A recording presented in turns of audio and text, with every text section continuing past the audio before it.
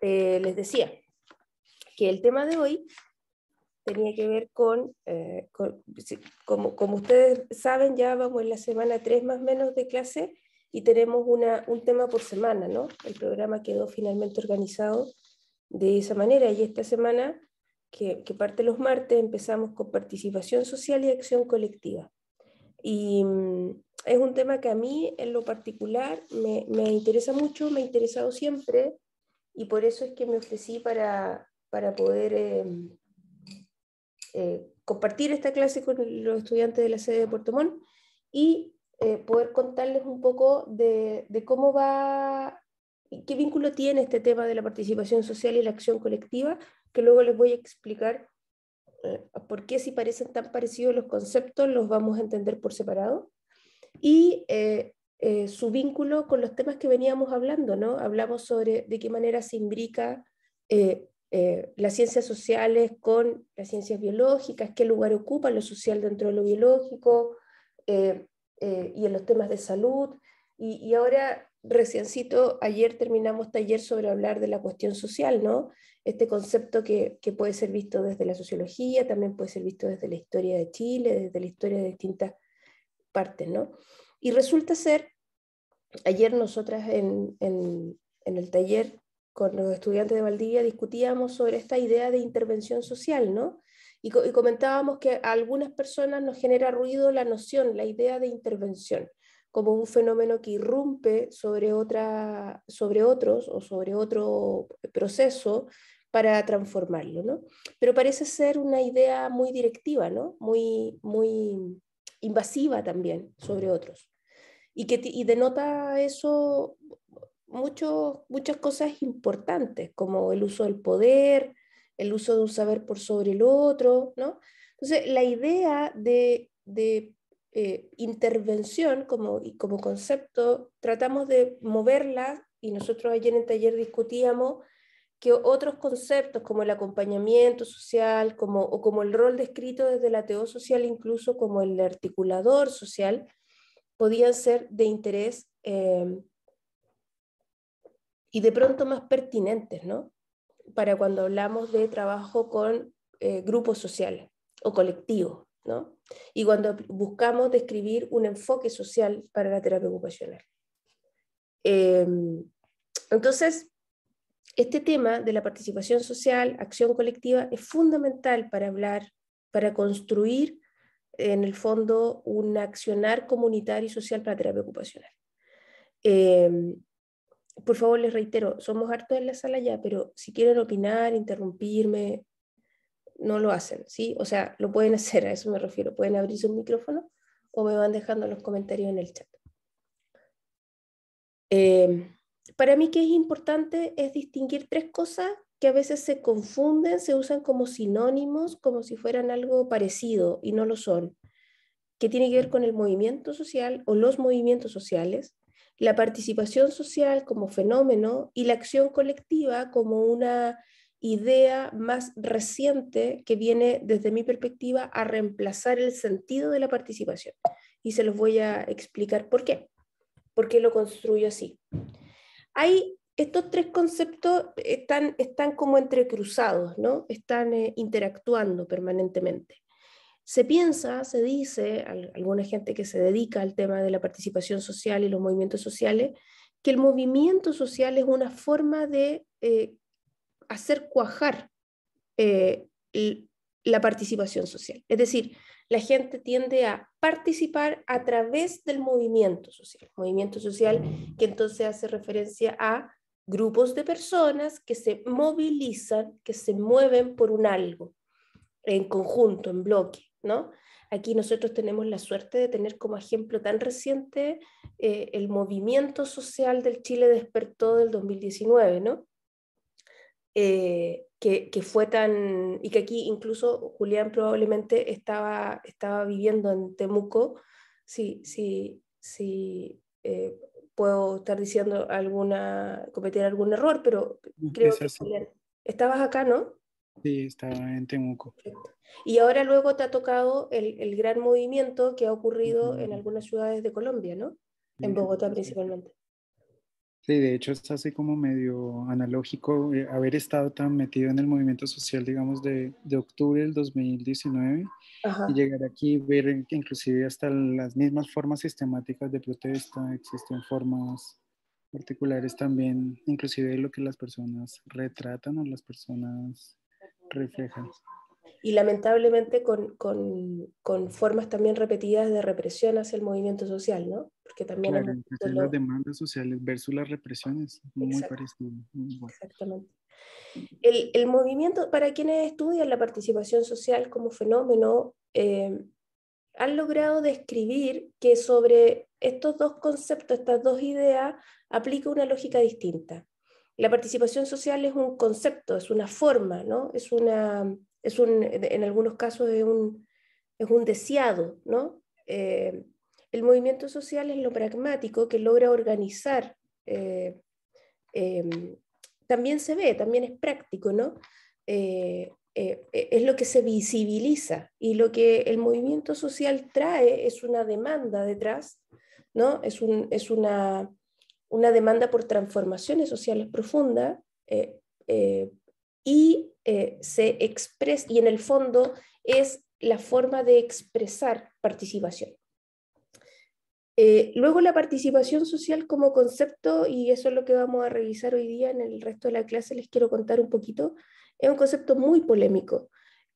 Polémico para quienes queremos estudiarlo. Yo estudié la idea de participación social en mi doctorado en salud colectiva y yo terminé mi doctorado en el 2014 con un tremendo enojo con respecto a la poca participación social que teníamos en el ámbito de la salud en Chile.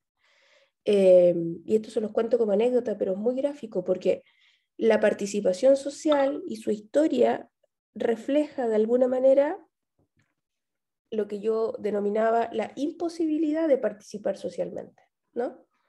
Es un concepto que una vez instalado desde la década de los años 30 o 40, ha sido coaptado por la política pública, por la política social, por la política mundial, ni siquiera estoy hablando de lo que ocurre en ciertos países, y se ha venido a transformar de alguna manera en un sinónimo de cosas buenas, ¿no? Se ha transformado como en el bastión de la democracia, ¿no? Es como, vale, somos una sociedad democrática, ¿por qué? Porque la gente participa. Y luego venimos a entender participación social como lo que la gente quiera, ¿no? Eh, eh, y esta es una impresión mía, pero bien compartida. Hay algunos autores muy importantes, como Eduardo Menéndez para Latinoamérica. Y Eduardo Menéndez dice, existen tantas formas de participación social como gente escribe sobre ella o dice ejercerla.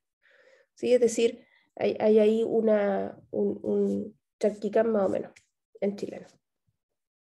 Y en respuesta a esta crítica, a lo que ha ocurrido con la denominación de participación social, más recientemente estamos hablando de acción colectiva.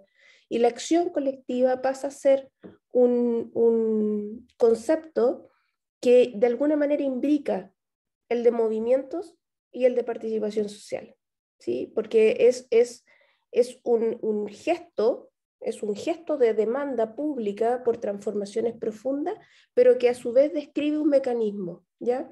Y entonces quienes estamos trabajando desde las ciencias sociales para la salud, estamos intentando describir esta idea de acción colectiva como aquella que de alguna manera imbrica las dos nociones. Hoy, que en esta clase, que es como la primera, vamos a conversar sobre cuál es el origen de la idea de movimiento social, que aún persiste. El hecho de que nosotros le cambiamos el nombre a las cosas no quiere decir que esas cosas dejen de existir, guardan una tradición histórica, incluso guardan más, dicen más cosas para la gente que la nombra que cambiarle el nombre a los fenómenos, ¿no? No es tan relevante y por lo tanto no podemos hacer desaparecer esa historia. Pero hoy día nos vamos a concentrar brevemente en esta parte de movimientos sociales y algunas ideas de participación social, qué es lo que ha pasado con este concepto y por qué les digo yo que desde mi experiencia esto ya fue como idea, como noción, y ahora estamos aquí en la idea de acción colectiva. Eh, Luego les voy a contar la anécdota personal con respecto al tema de la idea de participación social, ¿no? Que es muy triste, pero se los voy a contar luego. Con respecto al tema de los movimientos sociales, ¿qué quiero contarles? ¿Qué quiero compartir? Hay muchos autores que han podido describir de alguna manera qué entendemos como los movimientos sociales a partir de lo que ha ocurrido con los movimientos sociales. Nosotros que venimos revisando la cuestión social y desde el semestre pasado el origen de las políticas públicas y políticas sociales para la salud, venimos a reconocer que en la historia está el origen de muchas cosas que hoy nombramos. A nivel mundial, los movimientos sociales se describen como eso, como un movimiento social, aproximadamente a partir de la década de los años 50. No estoy hablando de la historia de Chile, estoy hablando de la historia del mundo, es más, contada desde los europeos, ¿ya? Pero ya a esta altura de nuestra historia, lo que ocurría en países centrales y lo que ocurría en países periféricos, como los nuestros, más o menos tienen un cierto correlato, ¿no? Pasan más o menos al mismo tiempo. Los desfases son menores. Distinto a inicios de 1900, cuando lo que ocurría en Europa venía a ocurrir en los países periféricos mucho tiempo después. Nosotros acá hablamos de países centrales, o los ricos, los países ricos, poderosos, y los países periféricos, entendido como nosotros, los países pobres, o aquellos que algunos denominan en vías de desarrollo, término que es como medio cuestionable, ¿no? Los movimientos sociales, por lo tanto, en sí mismos son reconocidos, cuajan como idea, como noción, a partir de la década de los 50 del siglo pasado. Y consisten justamente en reconocer al trabajador, al obrero, a grupos de trabajadores y de obreros principalmente asociados, como lo conversamos la semana pasada, a la minería, al campo, como movimientos que demandan y defienden ciertas mejoras de las condiciones de vida a partir de una figura que es clave, que se llama sindicalismo. En Chile el movimiento sindicalista parte en el norte de Chile cerca de los años 30, de la mano de un personaje muy importante que se llamó Luis Emilio Recabarren,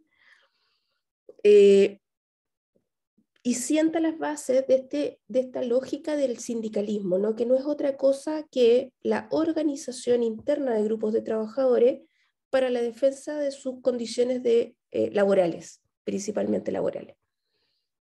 En este movimiento sindicalista, que fue de a poquito agarrando muchísima fuerza, los movimientos sindicales en América Latina generaron, junto con los movimientos estudiantiles, fueron el origen de las grandes transformaciones sociales que ocurrieron en Latinoamérica, fueron de la mano de los movimientos estudiantiles y de los sindicatos.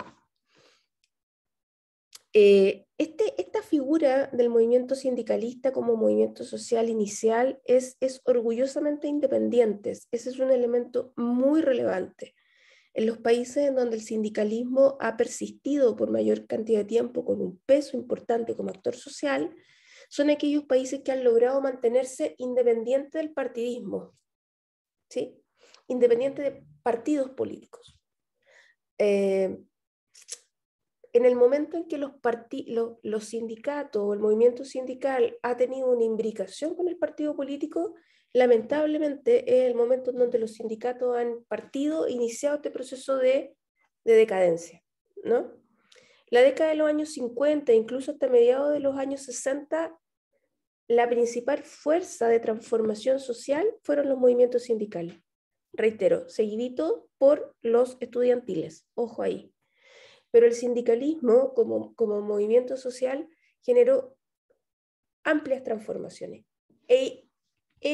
inaugura esta forma de actuar en colectivo y actuar con un propósito bien concreto: seguridad en el trabajo y reivindicaciones salariales, ¿sí? Y desde ahí presionar hacia los estados y el rol de los estados hacia la población en general. Actualmente todavía existen sindicatos, pero como vamos a ver en esta línea de tiempo, han perdido peso, fuerza. Lo que ocurre en la década de los años 70 y los años 60 es que este actor va perdiendo fuerza. Como les decía yo, empieza a ocurrir esta imbricación entre el sindicalismo y el partido político tradicional, y pierde independencia y por lo tanto lamentablemente pierde poder, pierde peso. Los grandes líderes sindicales empiezan a estar altamente cuestionados. Entonces tú dices, básicamente, yo me puedo imaginar un diálogo entre ellos diciendo, tú ya no eres mi representante de mi sindicato, eres más bien un socio del partido político, ¿no? Tú defiendes las ideas del socialismo, del comunismo, y dejaste de defenderme a mí como sujeto trabajador y a mi clase obrera, ¿no? Entonces ahí se genera una fractura que termina con un poco el debilitamiento del movimiento sindical como movimiento social, pero emergen además otros temas, ya no necesariamente solo el mundo laboral. En la década de los años 60 y 70 en el mundo es el momento protagónico de las y los estudiantes. Es el movimiento protagónico de los movimientos sociales antibélicos. Recuerden ustedes que el mundo entero estaba metido en, bueno, no el mundo entero, grandes países, líderes mundiales como Estados Unidos, estaba metido en una tremenda guerra, que era la guerra de Vietnam, en estos años, en estas décadas, ¿no? Y de la mano de eso se levantaron muchos movimientos transnacionales que tenían como bandera otra idea, otra demanda, ya no los derechos laborales, sino que la paz, ¿no? La paz, el regionalismo, las mujeres, el movimiento feminista como movimiento social que sale a la calle como grupo de mujeres a demandar derechos, también parte en los años 60, tiene un auge en los años 70, ¿sí? Sobre todo en Europa. Entonces, de alguna manera, imagínenselo así, teníamos la década de los años 50 con un movimiento social sindicalista muy arriba, y en la década de los años 60 y 70 ese desbalance se empieza a producir y empiezan a emerger otras demandas, otros temas, que también a su vez decaen. Sabemos, la historia es cíclica, ¿no? La historia no es estable. La historia, el mismo sentido de la historia es que va cambiando a lo largo del tiempo. En la década de los años 80 y 90, cuando en América Latina vivíamos casi toda Latinoamérica con dictaduras militares, todo lo que tenía que ver con movimientos globales o grupos de personas cambia. Aparecen aquí los grandes sujetos individuales que son de alguna manera estos caudillos, estos líderes que agarran ciertos temas y los ponen sobre la mesa. Se organiza el movimiento social de una manera distinta a la anterior, en donde los líderes claramente también estaban presentes, pero no eran tan protagónicos. La década de los 80 y de los 90 organiza el movimiento social en función de ciertos sujetos, personas, ¿ya? Ahí hay varios nombres interesantes con respecto a los movimientos de derechos en Estados Unidos o en países de Norteamérica con respecto a la población afrodescendiente, ¿no? Personas, líderes. Otros más en el sur con respecto a revoluciones básicamente sociales y económicas, ¿no? Pero todo va de la mano de personas que arrastran temas, imponen movimientos más globales. De alguna manera se diluye esta lógica de la masa y aparece la figura del caudillo. Pero también en esta descomposición del movimiento como grupo homogéneo de personas, también crecen los radicalismos. La década de los años 80 y 90 es en donde el movimiento social también adquiere formas que son no tan buenas. Y con esto quiero poner un tema interesante. El movimiento social, la participación social, no son per se, por sí mismas, cosas bonitas. Porque de pronto se malentienden y se entiende que todo lo que es participativo es bueno. Todo lo que es movimiento social va a llevar, es algo choro, ¿no? Pero el movimiento social como fenómeno tiene distintas formas. La participación social también tiene distintas formas, lo vamos a ver luego. Y esa participación a veces puede no gustarle a la gente o puede adquirir, puede salirse de los cánones sociales deseados, ¿sí? Fenómenos como el terrorismo o el antisemitismo también se describen como movimientos sociales, ¿cierto? Pero generan cosas que nosotros no nos gustan, o sea, encontramos feas, ¿no? La idea del terrorismo, que tiene de base aterrorizar en función de un acto, es algo feo, ¿no? No deseado, no está bonito. Para muchas personas, el movimiento social, los movimientos sociales recientes, por ejemplo, en nuestro país o en Colombia, son feos, son cosas de incivilizados. ¿Se acuerdan cuando lo discutíamos en las clases anteriores? Son cosas de bárbaros, ¿no? Son indeseados. Orcos, una horda de orcos reclamando por cosas porque lo quieren todo gratis. Son cosas feas. Entonces, en la década de los 80 y los 90, el movimiento social también adquiere formas que hoy en día nos resultan cuestionables. Y eso sigue ocurriendo. De alguna manera, la década de los años 80 y 90 marca el declive del movimiento social en el mundo. Y particularmente en Latinoamérica, cuando estábamos viviendo en dictadura y juntarnos con otras personas, salir a la calle y protestar, no nos estaba permitido, ¿cierto? Nos perseguían, nos tomaban preso, y a muchas personas mataron por intentar articular un movimiento social que sale a la calle y que pide transformaciones profundas. Si nosotros lo vemos así, en la década de los años, ya en el 2000, hay de alguna manera una reemergencia de los movimientos sociales, ¿ya? Acá en Chile lo vimos alrededor del 2006, cuando empieza el movimiento de los estudiantes secundarios. Lo habíamos visto un poquitito antes también con algunos temas sanitarios que se generaron muy poquito, producto de una crítica a la reforma del sistema GES. Pero hay una crítica generalizada a los modelos sociales, económicos y políticos, es decir, las demandas se transversalizan. En todo el mundo, a partir del año 2000, empieza una escalada de demandas que son globales, ¿sí? Que son contra la desigualdad, a favor de la dignidad, en contra del modelo económico imperante, un cuestionamiento también fuerte a la política dura que se establece en algunos países, por ejemplo, hacia fenómenos como la migración. Es decir, los temas de los movimientos sociales se transversalizan, ¿sí? Y tienen a la base una fuerte crítica a los modelos económicos y sociales. Entonces, ¿qué quiero dejarles planteado hasta aquí? Es que el movimiento social es un fenómeno que de alguna manera muestra un ejercicio de participación social, que es el segundo de los conceptos que vamos a revisar. Lo hace carne, lo hace visible, ¿no? El movimiento social, por lo tanto, lo vamos a comprender como este grupo de personas que se organizan en torno a alguna demanda, paréntesis, demanda que cambia, ¿cierto? Y que tiene distintas formas a lo largo de la historia, los ejes principales cambian, y este grupo de personas tiene alguna forma de cohesión grupal y alguna forma de organización social, ya sea a partir de un líder, varios líderes, o intencionadamente ningún líder, como ocurrió el 2019 acá en Chile, ¿no? Que es este movimiento sin rostro, sin líder, lo que había ocurrido en los 80, en los 90, en donde el movimiento social tiene caudillos, tiene figuras, tiene personas a quienes seguimos.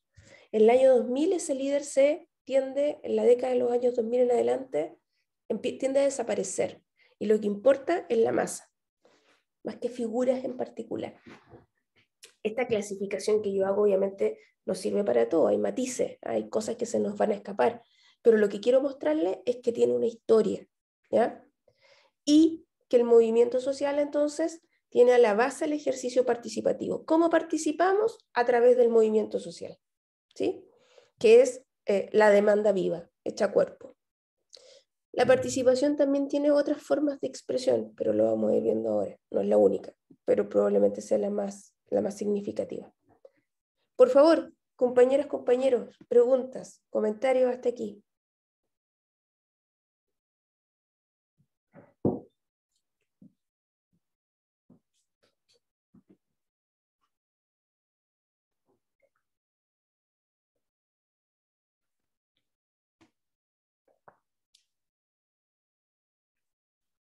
Todo claro hasta ahora, profe.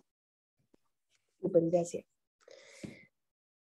Entrémosle ahora al concepto de participación. Yo les contaba que es un tema polémico, que de hecho me toca muy particularmente. Yo les contaba, yo trabajé la idea de participación social en salud, que uno de los textos está disponible dentro de la bibliografía, entre el 2010 y el 2014, en una investigación muy grande que termina publicándose como libro el 2019, con una fuerte crítica a la no participación en Chile, ¿no? Mi idea hasta ese momento y el resultado de mi investigación era que Chile carecía de participación social, que estábamos aplacados, que estábamos silenciados, que estábamos pasivamente recibiendo una serie de situaciones, de decisiones desde lo central, y que no lográbamos articular, no teníamos capacidad de respuesta, ¿sí? Pues bien, fíjense ustedes lo triste que es la historia de uno. Exactamente fue justo antes del estallido. Mi libro salió, de hecho, cuando creo que salió poco después o poquitos días antes del 19 de octubre. Y no, al contrario, no fui visionaria para nada, porque todo el mundo decía que yo termino el libro con esta crítica súper fuerte, es decir, no servimos para nada, no somos capaces de articularnos, no reclamamos por nada. 2 días después o 3 días después, o cuando mucho una semana, porque recuerdo exacto cuando me pasaron el libro impreso, había 19 de octubre. Me tuve que tragar todas mis palabras y el libro nació fracasado, ¿no? Porque ya la historia era otra, la realidad había sido otra, pero obviamente yo estaba muy feliz. Porque yo me sentía casi que por mi libro había generado algo, ¿no? Cosa que era estúpido porque no era así, pero todos mis estudiantes se están riendo mucho de mi anécdota, pero después se los voy a comentar. Profe, ¿Sí? haciendo alusión a eso, ¿qué cree usted que fue lo que, perdone que le pregunte, ¿no? ¿Qué cree usted que fue lo que pudo haber fallado en el análisis o qué cosas no consideró, por ejemplo, como para haber previsto que Chile sí podía tener esa respuesta que usted criticaba que no la tenía? No sé si me doy a entender con la pregunta. Sí, te da a entender, y lo que pasa es que yo lo que hago es un análisis histórico. Yo miro la participación social en salud en esa obra, en ese libro, desde 1970 hacia adelante. No es un libro de un corte transversal, yo hago un análisis histórico del movimiento social. Entonces yo miro justamente en esa investigación con mucha admiración todo lo que fue la participación social hasta la década de los años 70, y que se irrumpe producto de la dictadura y que adquiere otras formas, porque aquí es donde está la idea de que la participación social adquiere distintas formas. La participación social de la década de los años 60 y 70 en Chile, y que se interrumpe con la dictadura militar, con el golpe, no desaparece, adquiere formas distintas, adquiere formas que son más invisibilizadas, que son más ocultas, ya no en la calle, ¿no? Adquiere formas también que han sido denominadas como terroristas, adquiere forma de guerrilla armada, adquiere muchos matices, pero no deja de participar la gente. De hecho, es producto de esas formas que en la década de los 70 adquiere, que finalmente en los 80, finales de los 80, hay un plebiscito que permite la elección directa nuevamente, permite elecciones, ¿no? No vamos a decir la vuelta a la democracia, porque yo creo que este país todavía no termina de volver, y lo que hemos pasado a vivir es de alguna manera una postdictadura. Y espero que podamos, yo personalmente espero poder hablar de democracia una vez que tengamos una nueva constitución política. Pero salimos de la dictadura para entrar a una postdictadura gracias a esa participación social. Entonces, lo que pasó en el 2019 es que las formas de participación social eran distintas a las que yo estaba registrando a lo largo de la historia. Claramente estaban pasando cosas que fueron más grandes de lo que yo podía ver en ese minuto, que yo dejé de ver en el 2010, porque mi investigación cierra en el 2010. Pero yo creo que no, yo creo que nos pasó, lo que yo siento y cómo me explico esto, y fue divertido porque luego había que hacer difusión del libro y yo hablaba de como de el libro equivocado, ¿no? Y luego todas las discusiones de la difusión del libro se centraron en lo que estaba ocurriendo en octubre y noviembre del 2019 como contraposición o contraste a lo que yo decía que ocurría en el 2010. Yo creo que lo que me pasó a mí es lo que nos pasó a todos, porque estábamos en el fondo de alguna manera autocriticándonos, ¿no? Y era decir, ¿cómo todo esto puede pasar y yo estoy aquí mirando todo esto que pasa y no hago nada? Que era lo mismo que estaba haciendo yo.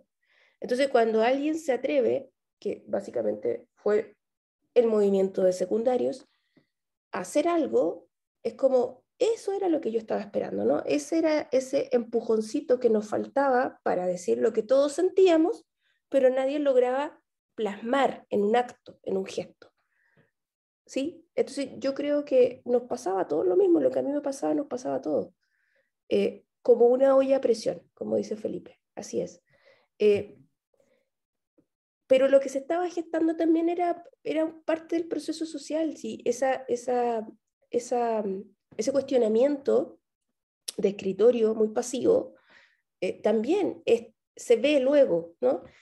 Octubre del 2019 no hubiese sido así si no hubiésemos tenido más de 10 años de silencio, ¿sí?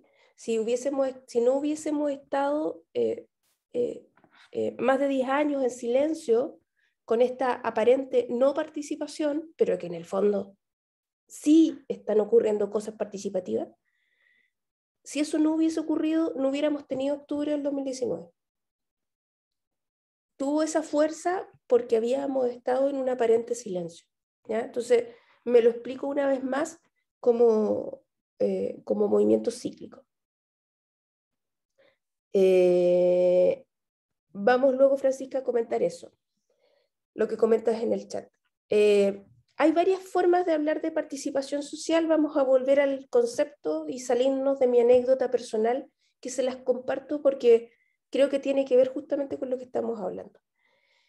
Volvamos al concepto. La participación social tiene varias formas de ser entendidas. Una es también desde su historia y tradición como práctica y como resultados. La participación social, mucha gente habla de la idea de participación social y dicen que y la tratan como si fueran sinónimos.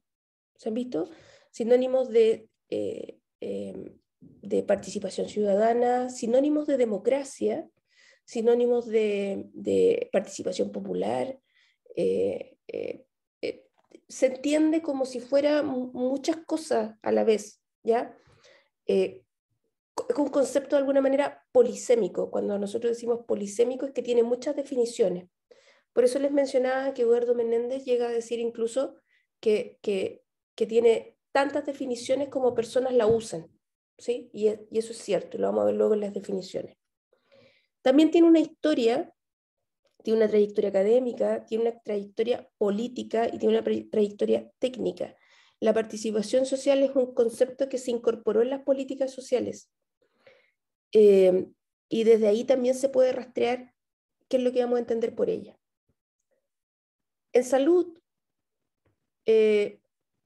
la participación social, o antes de entrar a salud, la participación social emerge en el lenguaje de la política social en el mundo a partir de, no salud, a partir de desarrollo local, del trabajo con campesinos, del trabajo de educación. Ahí está la génesis, el inicio de la idea de participación social.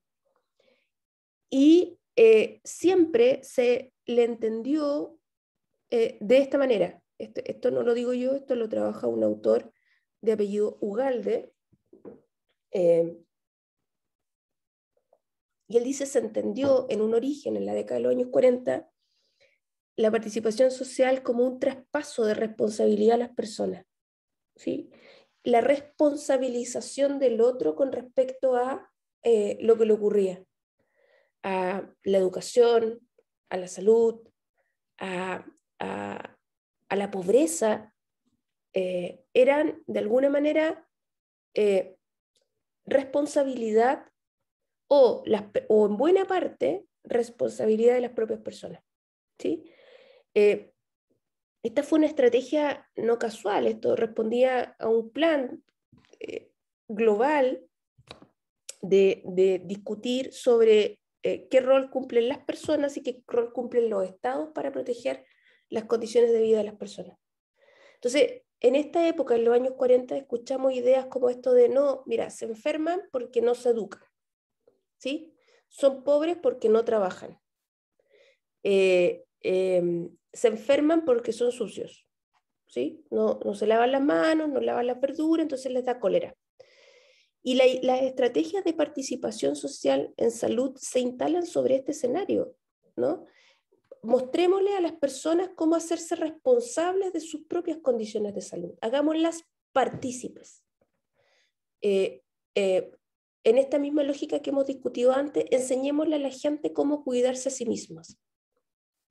Y que estas personas participen en salud, ¿sí? Es decir, se eduquen a otros, formemos monitores de salud que puedan enseñarle a otros cómo cuidar de sí mismos y de sus familias y de sus comunidades, ¿ya? Esto que parece en esencia una buena idea, ¿no? Compartamos con la persona nuestros saberes para que estas personas multipliquen el saber sanitario. Parece una buena idea. El problema donde estaba es que se traspasó finalmente esta idea a la salud y entonces pasa a ser la salud responsabilidad de terceros y no del Estado, ¿no? O no de los agentes sanitarios. Entonces los grandes movimientos participativos en salud tenían que ver con que a algunas personas se les traspasaba la responsabilidad del cuidado de la salud sobre otros. La lógica de la intervención sanitaria que se centraba en la formación de monitores de salud, por ejemplo, es aquí un elemento muy interesante, ¿no? Entonces, una comunidad era participativa en salud, participaba socialmente en salud en la medida que sus propios líderes eran educados y enseñados para detener los grandes problemas sanitarios que ocurrían en el país. La participación fue un instrumento, ¿sí? Las grandes estrategias de promoción de la salud y educación para la salud que se difundieron a partir de la década de los 70 y los 60, perdón, 50, 60, 70, que están a la base de la atención primaria en salud, ¿sí? Se construyeron sobre la idea de participación social, pero una mala idea de participación social, po. La participación social como un instrumento. La atención primaria se centró en una lógica de que había que promover la salud, enseñarles a otros a estar sanos, sin importar cuáles eran las condiciones en las que la gente vivía, o educar para la salud, sin importar si la gente tenía condiciones o no para lavar las verduras. No era un tema de educación. Y gestó de alguna forma, como dice Julián en el chat, una forma de atender salud desde la caridad o desde la beneficencia, ¿sí? Era como solidaridad malentendida. Y entonces la participación social en su génesis, que se instala en la atención primaria en salud, terminó siendo una estrategia sanitaria para pobres, ¿no? Que, bueno, desde mi perspectiva, Julián, no sé si la compartes, por favor, a nivel mundial terminó instalándose, desperfilándose como el sistema sanitario para quienes no tenían recursos. Sí, de hecho hay muchas profesiones, inclusive aquí en Colombia surge casi como una escuela para niños ricos en donde hay beneficencia para los pobres, hay una serie de, inclusive de desarrollo profesionales de la salud que van a trabajar con y para los pobres. Exactamente. No sé, digamos, en Colombia hay algunas, igual en Chile se gestan también algunas instituciones también de asistencia básica. Las escuelas de enfermería son para mujeres adineradas en Santiago que van a atender a los pobres, al igual que las asistentes sociales. Exacto, exactamente. En esta época, entonces, ¿qué quiero rescatar? La idea de participación social en salud se instala bajo la lógica de que es una forma de que las personas se hagan partícipes de su proceso sanitario, pero entregándole la responsabilidad del cuidado de la salud de otros. Y eso es un desperfilamiento de la idea de participación social. Pero esta lógica a nivel mundial se instaló en la atención primaria con el mismo nombre, participación social en salud, y se instaló a partir de documentos súper importantes como la Carta de Ottawa, Alma Ata, la ratifican, y es como hagamos una reforma, instalemos la atención primaria como un referente para la salud y un pilar fundamental es la participación social. ¿Sí? Que la gente haga cosas por sí mismo, pero en desmedio de la responsabilidad del Estado por el cuidado de la gente. La Francisca nos comenta lo que pasa con la Teletón acá en Chile, y efectivamente es como... Es un elemento súper interesante porque transforma el elemento participativo, o sea, de hecho, la responsabilidad de la subsistencia económica de una iniciativa tan importante como lo que hace la Teletón pasa a ser nuestra, ¿no? De todos. Sí, hay ahí una idea de salud precarizada, que esto da para otra conversación, pero cuando miramos lo que es la atención primaria en salud, el gran problema justamente es que las bases de la atención primaria en salud están puestas en una idea de que es una salud para pobres, ¿no? De hecho, cuando la vemos actualmente, a quienes está dirigida a un segmento de la población de menores recursos. Y se mantiene así. Y mientras se mantenga así, va a seguir siendo precaria. Bueno, por lo menos esa es mi lectura. Profe, Dígame. una consulta. Es que igual todo esto me hace sentido como en ciertos programas que hay acá en Chile, como por ejemplo este de Elige Vivir Sano. Sí. De que igual se enfocan mucho tal vez porque igual estaba leyendo un poco, de que hacen esto de foros de salud pública, diálogos ciudadanos, pero por ejemplo en el colegio ya no permiten comida chatarra y esas cosas, pero lo que sucede al momento de estar en la casa y que las cosas, por ejemplo las verduras son súper caras, entonces quieren como de cierta forma decir, estamos ayudando a que, por ejemplo, la población en Chile es muy obesa, pero tampoco puedes comer de forma saludable o hacer ejercicio. Son cosas que en sí le echan la culpa a la persona porque está gorda o de la obesidad en sí, pero no hay herramientas para combatir eso tampoco en las casas. Es correcto. De hecho, hemos discutido, bueno, es permanente, ¿no? Siempre aparece este tema de qué manera la política pública, la política social, sanitaria, está construida en la idea de los estilos de vida saludable, ¿no? Es decir, hay una responsabilización de las personas con respecto a una conducta, ¿no? Entonces, usted elige consumir droga, beber alcohol o fumar o comer muchas calorías o no hacer ejercicio. Y ahí también está la lógica de la responsabilización del Estado, de quienes formulan la política, sobre una decisión sanitaria. Obviando la lógica de la salud colectiva, ¿no? Que tiene que ver con que la gente no elige todo. Hay modos de vida que estructuran ciertas conductas. Modos de vida sociales que están definidos por la estructura social y que no 100%, porque también sabemos que hay un porcentaje en donde efectivamente en muchas conductas opera una decisión consciente de las personas, pero lo que está sobre eso es que se estructuran modos de vida, ¿no? Y no son estilos de vida escogidos, sino que son determinaciones sociales a partir de los modos de vida, ¿ya? Ojo con eso. Y detrás de esa lógica es el mismo sentido de lo que ocurre con la participación social. Entonces, aquí en Chile, por ejemplo, en el año 2010, que más o menos es hasta aquí cuando yo en mi investigación reviso sobre la participación de salud en Chile, la participación social era visto como un mecanismo de mejoramiento del sector de la salud, ¿sí? Convirtiéndola así en una instancia fiscalizadora de la calidad, efectividad, oportunidad de los servicios, así como del uso eficiente de los recursos. La participación social empezó a ser vista en los años 2000, 2010 como una oportunidad para controlar a otros, para fiscalizar a otros, ¿ya? No como la vimos después en la calle con la gente movilizada por demandas sociales. La participación social es un concepto que agarra, por lo menos acá en Chile ocurrió así, agarra la política social, la incorpora a su normativa, la tecnifica y luego, a partir de esto es algo que ocurre a partir de 1990 en adelante, cuando empieza la postdictadura, nos tratan de enseñar a participar, ¿sí? Entonces nos dicen, los municipios, por ejemplo, organizan consejos consultivos de distintas cosas, ¿cierto? Y nos invitan a formar clubes, ¿no? Se fortalecen las juntas de vecinos, se crean los clubes de adulto mayor, después, posteriormente, en años siguientes, se generan los cabildos.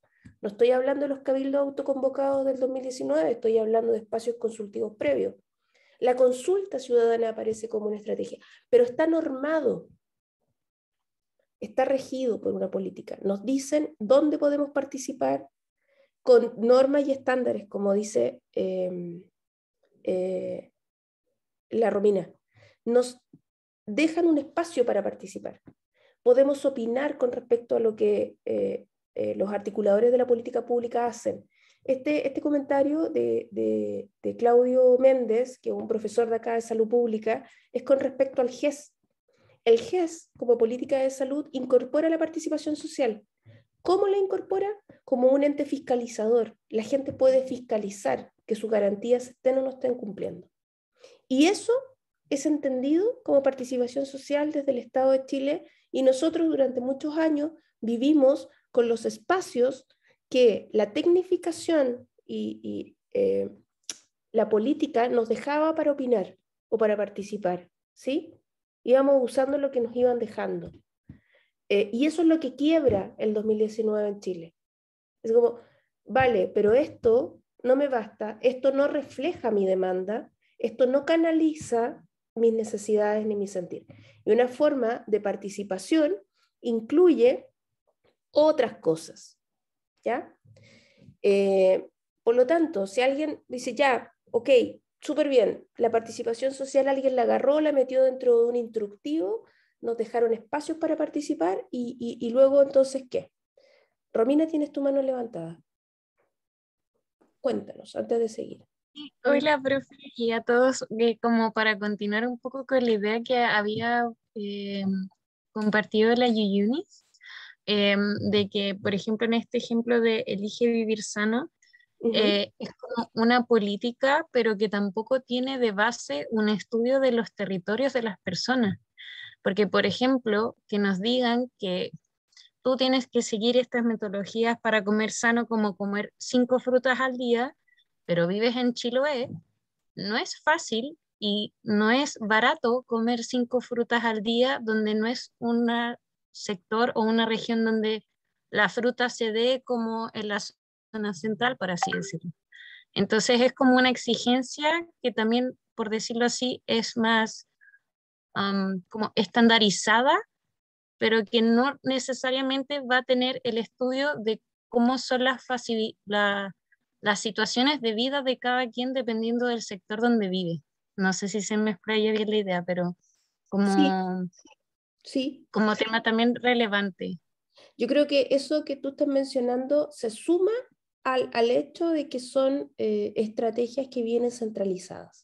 Y que es un muy buen ejemplo el Elige Vivir Sano porque permite ver de qué manera la política se centraliza y no se abre a la discusión justamente de lo que ocurre a nivel territorial, de lo que ocurre en distintas clases sociales, de lo que ocurre con población que no es originaria de Chile, ¿no? Y con eso... Pero, profe, sí, disculpe, incluso ese mismo centralismo está como dividido en cierto sector, porque en sí la política Elige Vivir Sano solo está dirigida para la gente que vive de Plaza Italia para arriba, que tiene el acceso a parques dignos y máquinas para hacer ejercicio, porque las comunas periféricas, incluso estando en Santiago, no pueden acceder a eso. sí, correcto. Es un centralismo del centralismo. Es un buen ejemplo entonces de cómo no solo lo que ocurre en otras regiones, lo que ocurre en otros segmentos sociales, lo que la gente opina, no pasa a estar en ninguna parte integrado en una política social. No tenemos ninguna política social construida de abajo hacia arriba. Perdón, pero me equivoco, pueden decírmelo, pero no existe. No existe no sabemos cómo hacerlo. ¿Cómo pudiésemos construir alguna política, por ejemplo, alguna normativa técnica sanitaria que se construya desde lo que ocurre y que termines diciendo lo que hay que hacer? ¿Sí? Yo creo que los ejercicios que yo conozco más cercanos son, no sé, tal vez la situación que ocurre con los cuidadores de personas con alta dependencia funcional, tal vez, y ojalá en algún minuto se hiciera con la salud mental. Pero no hay. La participación social para la formación de política es totalmente inservible. No es inservible. Sirve, pero no se ha hecho, no se ha usado. ¿Sí? Ahora, Eso puede corresponder a lo que hablábamos en la otra clase, de que todo esto del análisis, ¿cierto? Y la reflexión social genera incertidumbres y preguntas y no está como evocada a generar respuestas inmediatas como sí lo hacen las ciencias biomédicas, por ejemplo. Por ejemplo, claro, es como, imagínate un grupo de personas, le vamos a decir, venimos a ustedes a preguntarles qué es lo que debiera hacer la política, y la gente te va a mirar de abajo y hacia arriba y te va a decir, pero no es usted el experto en la política, ¿no? O sea, no es usted el que me debiera venir a decir a mí qué tengo que hacer para estar mejor, ¿no?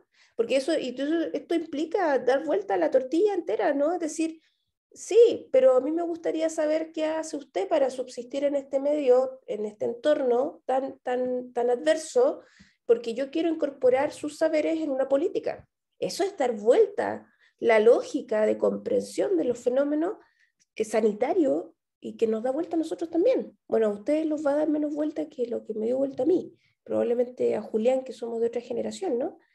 Pero es dar vuelta a la lógica de comprensión de los problemas sanitarios.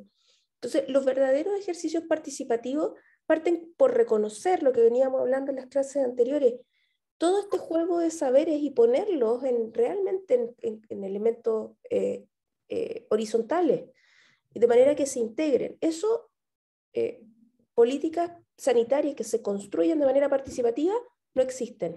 Yo creo que donde hemos estado más cercanos a hacerlo, con algunas organizaciones sociales, insisto, es el tema de personas con alta dependencia funcional. Y eso es a partir de un caso que estoy pensando, Julián, que debiera ser uno de los temas que incluyamos en la última unidad de la asignatura, que se ha desarrollado muy transdisciplinariamente en Santiago, pero gente del CETRAM particularmente, que tiene experiencias muy bonitas de construir política de abajo hacia arriba. Y ahí hay un ejercicio interesante. Ya, pero vamos avanzando y con esto cerramos.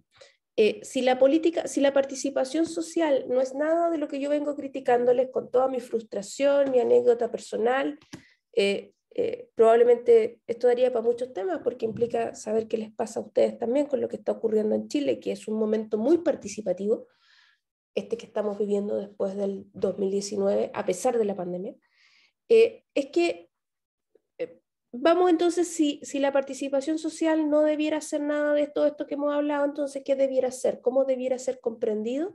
Y aquí les voy a dejar algunas ideas, algunos tips. de lo que yo pienso, ¿sí?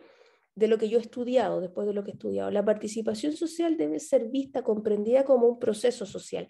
No son cosas que ocurren en un momento en particular. Son procesos, duran tiempo. La participación no es aquí y ahora. La participación es producto de algo que empezó y que va a terminar en otra parte. Y que idealmente nunca termina, ¿sí? No tienen una foto única. Son como un video, ¿ya? Son procesos dinámicos y son muy complejos, ¿ya? Son muy difíciles de explicar, difíciles de estudiar, fáciles de vivir y de sentir cuando uno está metido dentro de un movimiento participativo, pero son complejos y están siempre en movimiento y se dan a lo largo del tiempo. E implica interacción entre diversas posiciones. Cuando hay participación social, cuando distintas posiciones, cuando hay luchas de poder al interior del ejercicio participativo. Si a mí me dicen qué tengo que hacer, ¿sí? Para incidir en algo, para mí, desde esta definición, no es un ejercicio participativo. Yo me debo confrontar con otro, debo interactuar con otro que tenga otra posición distinta a la mía, ¿sí? Porque la participación social en su génesis imbrica la discusión y la pelea por un poder. Si yo quiero llegar y transformar un proceso social, ¿sí? Si yo quiero un cambio, evidentemente me debo encontrar con la gente que no piensa como yo. Entonces, si yo miro estas ideas de definición, que las van a encontrar en el texto completo, por eso no la quise poner porque es muy largo. ¿Cuándo hay participación social? Cuando hay confrontación.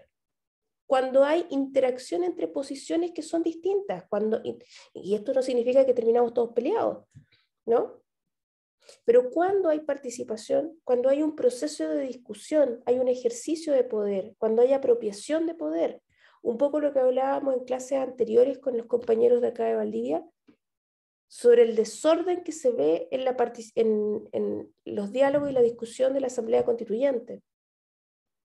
Y para otras personas, es que eso es un despelote, ¿no? ¿Cómo es posible que se tarden 1 mes, 2 meses en redactar una cuestión?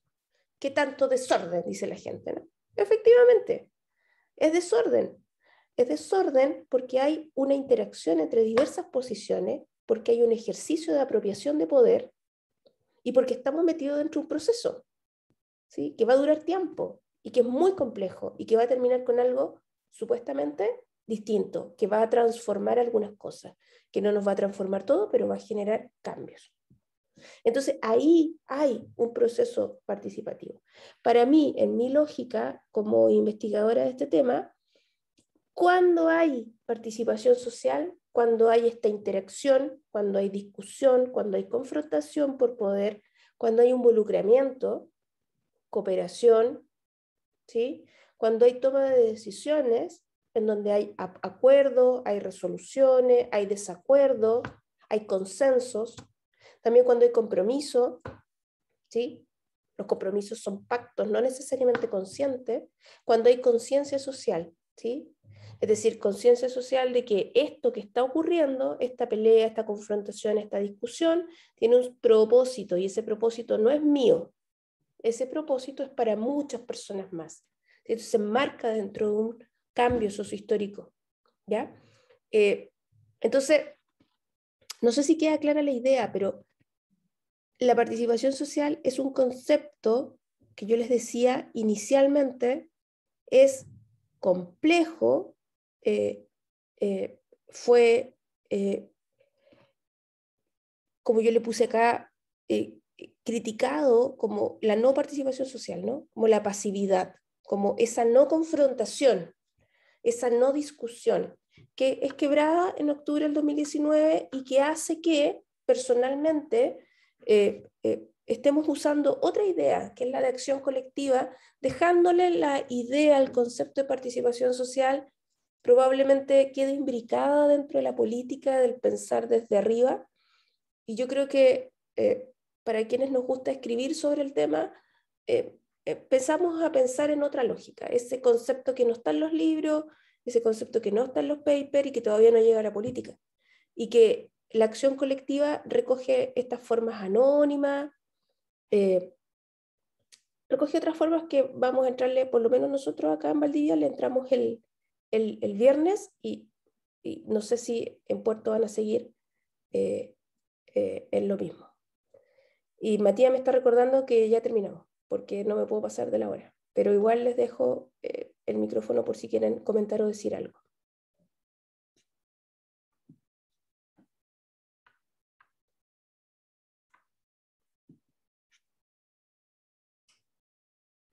Tengo múltiples comentarios en el chat que voy a ir leyendo mientras alguien también habla y comenta.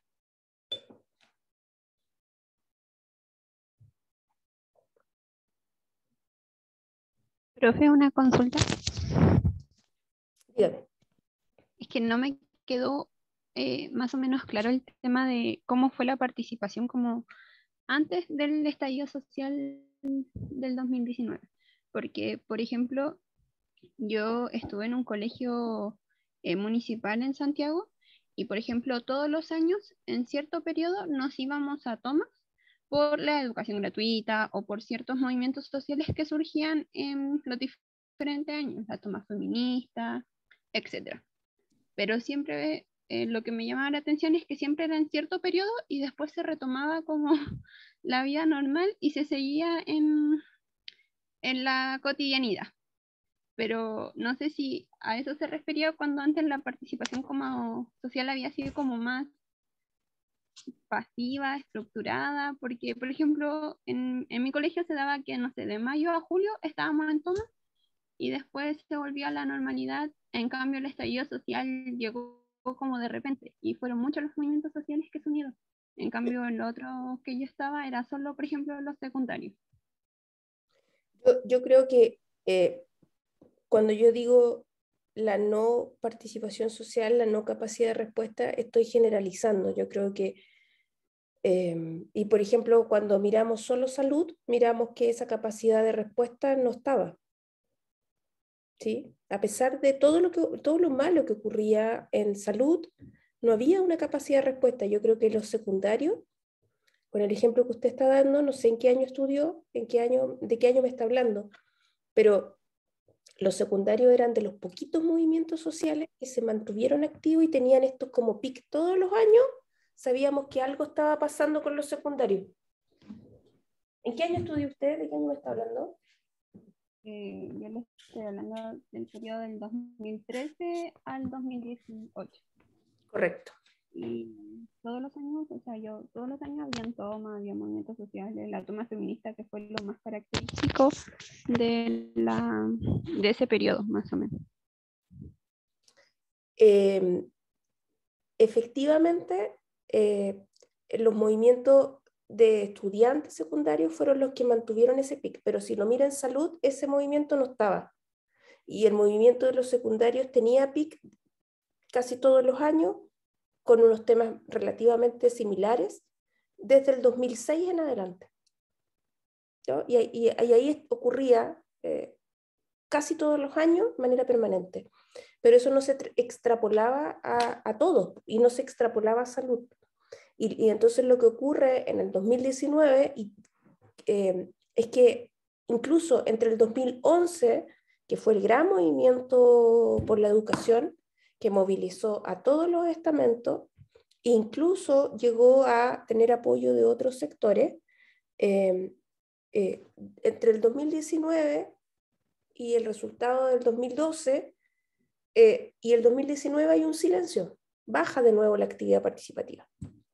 Los movimientos sociales educacionales tuvieron un gran cansancio y disminuye la participación, disminuye el movimiento social entre el 2012 y el 2019. Se mantiene, pero con poquitos puntos de inflexión. Y el 2019 despierta todo, ¿no? Toda la olla a presión que alguien estaba comentando por ahí. Francisca. Sí, profe, como lo que decía la compañera también, de que